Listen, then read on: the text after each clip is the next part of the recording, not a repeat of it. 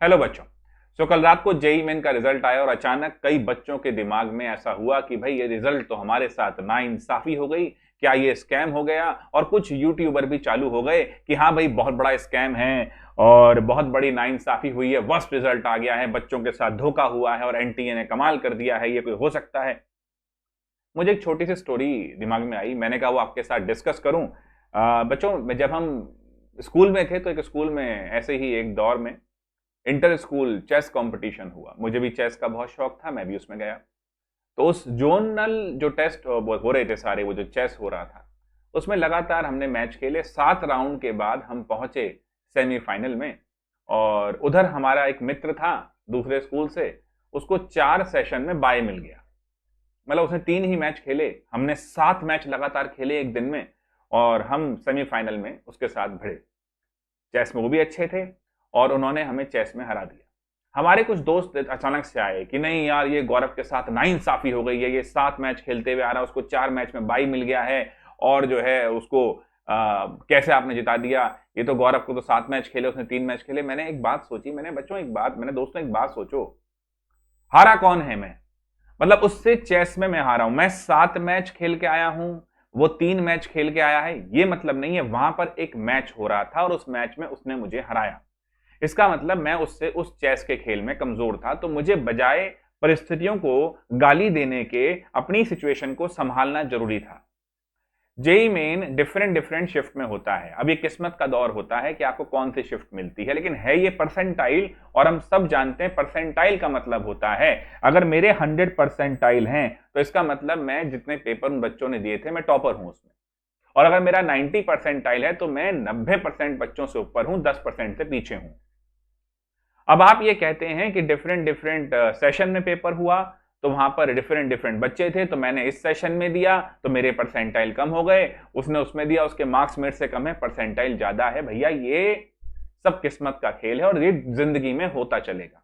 जब एक सिपाही भारतीय सेना में शामिल होता है तो वो ये शर्त नहीं रखता कि मुझे आप जम्मू कश्मीर नहीं भेजेंगे, वो ये शर्त नहीं रखता कि मुझे नक्सल प्रभावित क्षेत्रों में नहीं भेजेंगे, मुझे तो खाली दिल्ली मुंबई में रख दो, मैं कैंट में रह जाऊंगा। ऐसा होता है दोस्तों।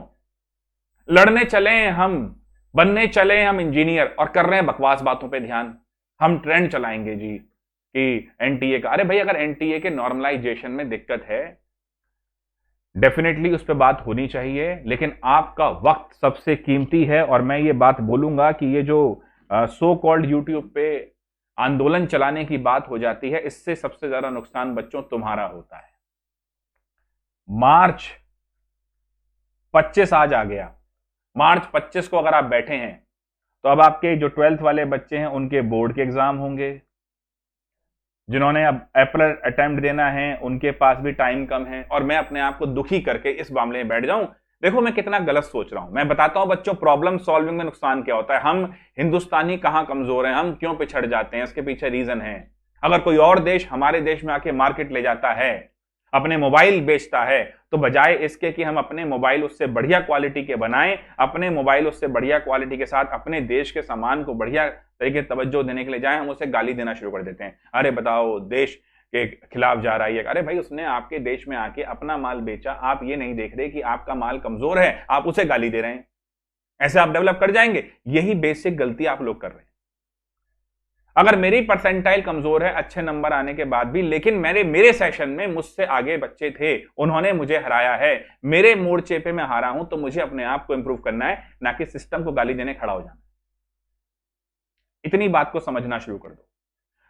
आंदोलन करना, हल्ला मचाना हम हिंदुस्तानियों में बहुत एक पुरानी आदत है। और मैं हमेशा कहता हूं कि अगर कोई सिस्टम पसंद नहीं है, नोट डाउन दिस पॉइंट, अगर कोई सिस्टम पसंद नहीं है तो अपने अंदर इतनी कुव्वत लाओ, अपना इतना एफर्ट लगाओ, इतनी मेहनत करो कि उस सिस्टम के टॉप तक पहुंचो और उस सिस्टम को बदल दो। शोर मत मचाओ खाली। देश को बदलना है तो पहले ये विचारधारा बदलनी होगी। पहले ये मानना होगा कि हां मेरी गलती थी, मैं उससे हारा हूं। अगर मेरे सेशन में मेरे नंबर कम आए हैं तभी मेरी परसेंटाइल कम आई है, इसमें कोई स्कैम नहीं है, पहले ये बात मान लो।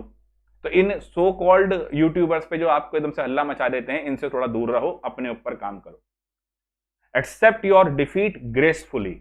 Accept your rejection gracefully.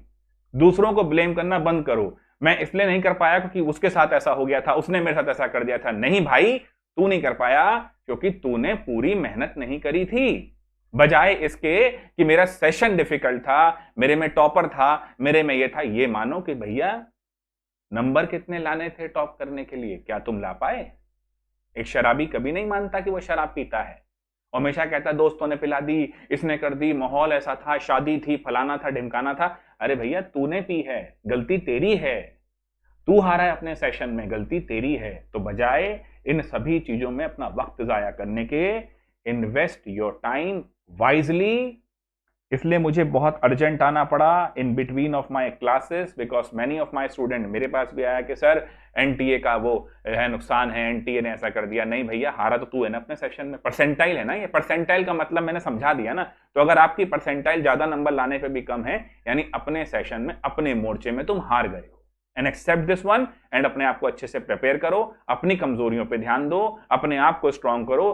दुनिया को ये मत बोलो कि तू कमजोर हो जा। क्लियर है? एक अगर भारतीय सिपाही कितने सोचते हो, एक इंडियन आर्मी के सोल्जर कितने सोचते हो, तो ये मत सोचो मुझे कमजोर मोर्चा दे दो। याद है मैंने बहुत पहले बॉर्डर देखी थी, मुझे अचानक वो सीन इसमें याद आ गया। सनी देओल पाजी जा रहे होते हैं बॉर्डर पे, तो उनकी वाइफ तब्बू जी होती हैं, वो कहती हैं अपने पिताजी को फोन करके कि इनको वहां मत भेजो, वहां वॉर चल रही है। सनी देओल कहता है कि नहीं जी, मुझे वहां पर भेजो, अगर आपने मुझे वहां जाने से रोका तो मैं आपको छोड़ दूंगा, बट देश के लिए लड़ूंगा। ये जज्बा अगर हर हिंदुस्तानी के दिल में होगा, ये बहसबाजी मैं देखता हूं, अब यूट्यूब तो मैंने अब थोड़ा देखना शुरू करा बच्चों को, मैं थोड़ा सा आपके लिए वीडियो लेके आता हूं तो नजर पड़ ही जाती है कि यूट्यूब रिकमेंडेशन देता है। बहुत लोग अपनी अपनी बातें कर रहे हैं, कोई किसी की बुराई कर रहा है, कोई किसी को नीचा दिखा रहा है, पता नहीं हर हिंदुस्तानी इसी में क्यों लगा है। इसमें मत लगिए, अपने आप को इंप्रूव कीजिए, अपनी गलती पहचानिए, बजाय इसके हल्ला मचाने के। ठीक है उसमें कोई कमी होगी एनटीए में, वो उसके लिए सेंटर वाले लोग बैठे हैं, हम लोग बैठे हैं, हम लोग उसके लिए बोलेंगे कि भाई नॉर्मलाइजेशन थोड़ा ठीक हो ताकि सबके लिए एक फेयर काम हो जाए। बट ठीक है, आपका काम मेहनत करना है, अपने वक्त को ढंग से लगाओ, अपने माइंड से ये सब बातें हटाओ कि उसकी वजह से नहीं हुआ, इसकी वजह से नहीं हुआ। आपकी जिंदगी में जो होगा वो आपकी वजह से होगा, किसी और की वजह से नहीं होगा। हमारे टाइम पे भी बहुत चीजें थी, हमारे टाइम पे भी हम टेस्ट देते थे तो भैया खाली 30-35 बच्चों की लिस्ट आ जाती थी, रिजल्ट तक नहीं आता था बाकी बच्चों का। बाद में पता लगता था कि उस संस्थान के डायरेक्टर साहब कहीं पर करप्शन में लिप्त पाए गए। बट क्या किया जाए, जिंदगी है और अभी तो शुरू हुई है, ऐसी चीजें होंगी तुम्हारे साथ। लड़ने वाले बनो, मोर्चा कमजोर ना हो, मोर्चा स्ट्रांग हो, उससे और आप स्ट्रांग होगे। इसी के साथ एक बात ध्यान रखना, हम स्ट्रांग बनेंगे तब ये देश स्ट्रांग बनेगा, दूसरे को गाली देने से नहीं, अपने को इंप्रूव करने से। सिस्टम को बार बार ये कह के कि एनटीए गलत है, ये गलत है, गलत क्या है? तुम्हारे मोर्चे में परसेंटाइल सिस्टम है, तुम्हारी परसेंटाइल कुछ बच्चों से कम थी, तुम्हारे ज्यादा नंबर ही सही लेकिन उनसे तो कम थी ना, हारे हो ना तुम। Accept your defeat wisely and work accordingly. With this, Jai Hind. मिलते हैं बच्चों शाम को अपने लेक्चर में।